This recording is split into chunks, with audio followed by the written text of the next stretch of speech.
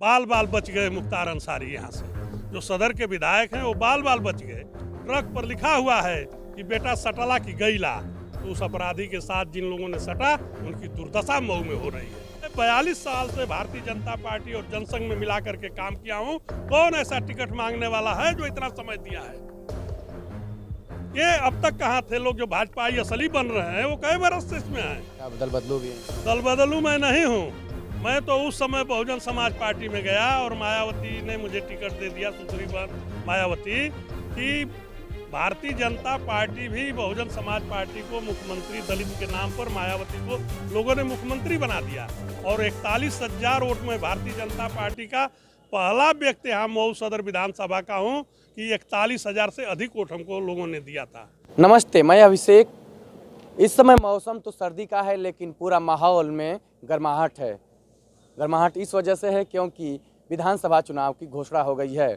लोकतांत्रिक देश है तो जाहिर सी बात है अब लोगों में हलचल मच गई है। लेकिन सबसे अधिक हलचल तो राजनीतिक पार्टियों में मची है। सभी अपने अपने जीत के दावे कर रहे हैं और जाहिर सी बात है जो चुनाव लड़ेगा वो जीत के दावे करेगा। इन्हीं दावों के बीच में अब सबसे ज़्यादा कशमकश की स्थिति बन गई है उम्मीदवार की। सभी पार्टियों में जो कार्यकर्ता हैं अपनी उम्मीदवारी प्रस्तुत कर रहे हैं और तमाम मांग कर रहे हैं कि मुझे टिकट दिया जाए और मैं जनता के बीच में जाऊंगा तो चुनाव जीत जाऊंगा। तमाम वजह हैं। तो मेरी जो शुरुआत है अब उसी से होगी। जो संभावित उम्मीदवार हैं उन नेता लोगों से ही बात किया जाएगी कि क्या मुद्दे लेकर के वो अपनी पार्टी के पास जा रहे हैं और क्यों टिकट मांग रहे हैं और क्यों उन्हें टिकट मिलना चाहिए। मैं परिचय बता देना चाहता हूँ। आप हैं विजय प्रताप सिंह, भारतीय जनता पार्टी के नेता हैं। तो आप टिकट भी भाजपा से मांग रहे हैं? जी, भारतीय जनता पार्टी से टिकट मैं मऊ सदर विधानसभा से मांग रहा हूँ। सदर विधानसभा से मांग रहे हैं, तो क्यों आपको टिकट मिलना चाहिए? टिकट हमको मिलना चाहिए कि राजनीति में मैं 47 वर्ष से काम कर रहा हूँ।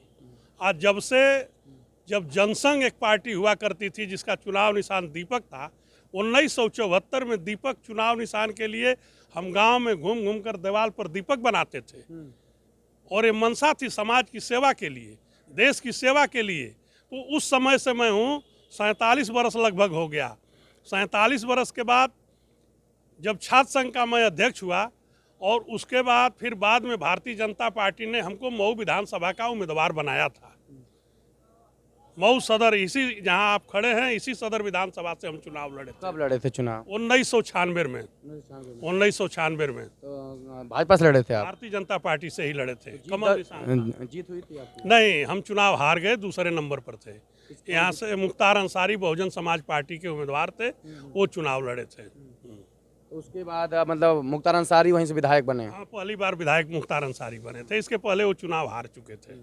मतलब आपने चुनौती दिया था, तो क्या वो समय था? चुनौती दिए थे, यहाँ की जनता ने खूब हमारा साथ दिया। मुख्तार अंसारी करोड़ों रुपया में चुनाव लड़ते थे। हम तो मेरे पास पैसा ही नहीं था, लोग पैसा देकर हमको चुनाव लड़ाते थे। और 41,000 वोट में भारतीय जनता पार्टी का पहला व्यक्ति यहाँ मऊ सदर विधानसभा का हूँ कि 41,000 से अधिक वोट हमको लोगों ने दिया था। जबकि उस समय समीकरण यहाँ का अच्छा नहीं था। ऐसे लोग, ऐसे गांव थे, अदरी, कोपा, पूरा घाट, कुर्थी, जाफरपुर, ये ऐसे बाहुल्य लोग थे कि ये विधायक जी चुनाव जीत गए, नहीं तो उसी समय ये तो हार गए होते हमसे। तो आप 1996 में लड़ लिए, उसके बाद आप चुनाव लड़े थे? जी हाँ, एक बार मैं और चुनाव लड़ा था। मैं चुनाव लड़ा था, दूसरी बार मुझे टिकट नहीं मिला। बीजेपी से नहीं मिला तो कल्पनाथ राय, श्री कल्पनाथ राय की बहू सीता राय को समझौते में सीट चली गई, उनको टिकट मिला। लेकिन वो समझौते में टिकट पाने के बाद भी हमसे कम वोट से, माने हमसे बहुत वो पीछे थी। तो उस बाद कब चुनाव लड़े थे आप सेकंड? 2007 में। 2007 में पार्टी थी बसपा? हाँ, बहुजन समाज पार्टी से हम लड़े थे। तो उस चुनाव में क्या, कैसी आपकी प्रस्तुति रही? चुनाव में तो बाल बाल बच गए मुख्तार अंसारी। यहाँ से जो सदर के विधायक हैं वो बाल बाल बच गए। उसमें जीतने का कारण था कि एक समद मुसलमान, समद अहमद यहाँ के एसडीएम थे और रातों रात कुछ पोलिंग को चेंज करा लिया। वो 4000 से चुनाव जीत गए, नहीं तो मैं चुनाव जीत गया होता। अच्छा, तो यहाँ की जनता हमारे साथ है।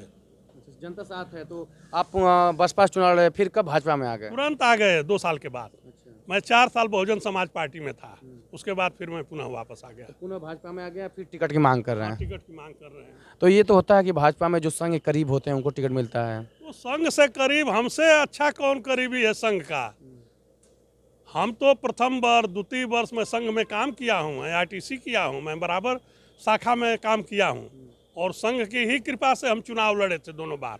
हाँ, तो संघ की कृपा से लड़े थे, तो अब तो आपके ऊपर आरोप ये भी लगेंगे कि आपने पार्टी बदल दिया था, दल बदलू भी हैं। दल बदलू मैं नहीं हूँ, मैं तो उस समय बहुजन समाज पार्टी में गया और मायावती ने मुझे टिकट दे दिया, सुश्री बहन मायावती, कि भारतीय जनता पार्टी भी बहुजन समाज पार्टी को मुख्यमंत्री दलित के नाम पर मायावती को लोगों ने मुख्यमंत्री बना दिया और बहन जी ने हमको टिकट दिया, लड़ लिए और लड़ने के बाद फिर मैं जहाँ था वहाँ मैं चला आया।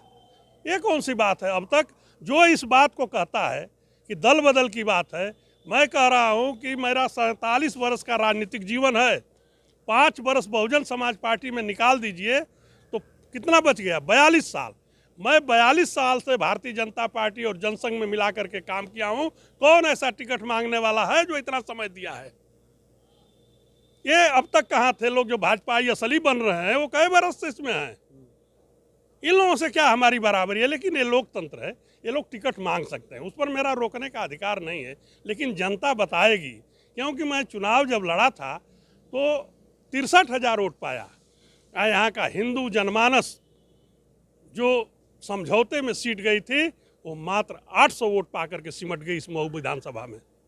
सारा वोट मेरे साथ है, आज भी वोट है। आज के डेट में भारतीय जनता पार्टी हमको अच्छा समझेगी, चुनाव अगर टिकट दे देगी तो मैं समझता हूँ कि यह पूर्वांचल में हमसे अधिक वोट पाने वाला कोई नहीं मिलेगा। तो मतलब आप दावेदारी कर रहे हैं, आप लोग अभी जनता के बीच में जाते थे और मऊ में मुख्तार अंसारी के ऊपर लगातार कार्रवाई हुई है और आप मुख्तार अंसारी के विरोध में 2 बार चुनाव भी लड़ चुके हैं, तो आपको क्या लगता है मुख्तार अंसारी को आप तीसरी बार टक्कर दे देंगे, टिकट मिलेगा तो? बहुत ज़बरदस्त टक्कर देंगे, उनका कहीं पता नहीं लगेगा, अता पता नहीं लगेगा। क्योंकि मैं पहले चुनाव लड़ता था तो मैं एक शेर कहता था कि बुरा काम का बुरा नतीजा ना मानो तो कर देखो, बुरा काम का बुरा नतीजा ना मानो तो कर देखो, जिसने जिसने किया है यारो उसका उसका घर देखो। मैं सभा में कहता था ये मेरे गांव और क्षेत्र के लोग, ट्रक पर लिखा हुआ है कि बेटा सटला की गईला, तो उस अपराधी के साथ जिन लोगों ने सटा उनकी दुर्दशा मऊ में हो रही है। और नहीं, जो शेष बचा खुचा है, महाराज जी की सरकार बनने जा रही है, ये लोग चून चून करके इनका हिसाब किताब होगा, जो जनता का खून ये लोग चूसे हैं। आप भाजपा से जुड़े भी हैं, इस समय जो कहीं ना कहीं भारतीय जनता पार्टी के कार्यकर्ताओं में ये उदासी है कि पार्टी के जो तमाम नेता थे, बड़े नेता, उनका साथ नहीं दिए, जिला प्रशासन द्वारा उनका शोषण किया गया, मुख्तार के नाम पर भाजपा के नेताओं का भी घर गिराया जा रहा है। किसी का शोषण नहीं हुआ है, जो गलत किया है उन्हीं का शोषण हो रहा है। उनको पीछे जाकर सोचना चाहिए कि हम अच्छा काम किए हैं कि बुरा काम किए हैं। पूरे जिले भर का तो नुकसान हुआ नहीं, जिले भर तो बुलडोजर चला नहीं। जो लोग गलत जमीन पर अवैध कब्जा किए हैं उनके पर बुलडोजर चला है क्या? गांव का गांव कोई बता देगा क्या कि हमारे घर पर बुलडोजर चला है?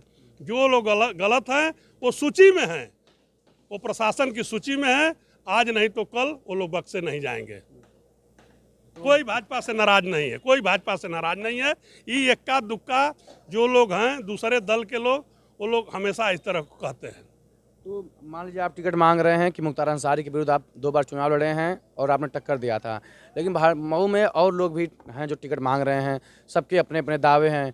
कोई कह रहा है कि मुख्तार अंसारी से लड़ाई में मैंने अपने भाई को बलिदान कर दिया, कोई कह रहा है अपने बेटे को बलिदान कर दिया, तो कैसे उनको देख रहे हैं आप? भैया बलिदान तो मैं समझता हूँ कि देश को आज़ाद कराने के लिए जो लोग बलिदान हुए वही बलिदानी हैं। ये स्वार्थ में कोई बलिदान अपने को बलिदानी बनता है तो अब वो समझे, अब व्यक्तिगत तो समझते हैं कि मैं बलिदान हुआ हूँ। आखिर मुख्तार अंसारी यहाँ से 25 बरस से विधायक है, ये 7-8 लोगों को छोड़ दीजिए तो और तो मुख्तार किसी को गालियाँ नहीं दिया है, वो वहाँ का माननीय विधायक है, लेकिन कुछ भी तो सच्चाई होनी चाहिए। आखिर ये 8-10 लोगों पर क्यों कार्रवाई हो रही है? आप बताइए, 8-10 लोगों पर क्यों कार्रवाई है?